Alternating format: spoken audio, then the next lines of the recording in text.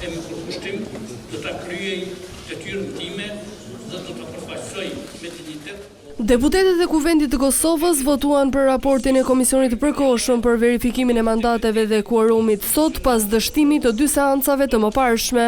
Raporti u miratua nga 119 deputeta i sa ishin të pranishëm në sallë, ndërsa kryetari i Komisionit Artan Abrashi paraqiti para tyre raportin. Komisioni mbështet në dokumentacionin e Komisionit të Qendror të Zgjedhjeve për certifikimin e rezultateve të zgjedhjeve për Kuvendin e Republikës së Kosovës, të mbajtur në Konshkrimin 25, së bashku me listën përfundimtare të deputetëve, i rekomandon seancës konstituive me vota unanime të anëtarëve të komisionit të përfaqësuar nga subjektet politike parlamentare në Kuvend që të vazhdojë punimet sipas agjendës së paraparë me rregulloren e Kuvendit. Pas votimit unanim për raportin e mandateve, deputetët e zgjedhur bën betimin duke u ngritur të gjithë në këmbë për të lexuar tekstin.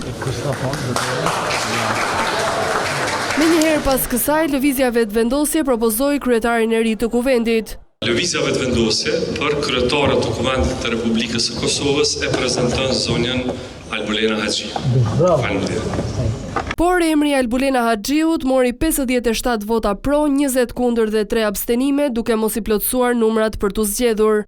Kreu i Partisë Demokratike të Kosovës Krasniqi tha më herët në nisje të seancës se ishte pranuar kërkesa e partisë së tij që anëtarët e qeverisë të zgjedhur për deputet të dorëzojnë ndërheqje individuale. Ka një ndryshim të rrethonave dhe të situatës, e cila unë besoj që na ka krijuar mundësinë që të procedojmë tutje për ta votuar. Ndërheqjet e kabinetit qeveritar ishin për shkak i mosvotimit të raportit për mandatin e deputetëve në 2 seancat e kaluara. Verifikimi i mandateve dhe zgjedhja e kryetarit të ri të Kuvendit do t'i hapnin rrugën edhe formimit të qeverisë së re të Prishtinës.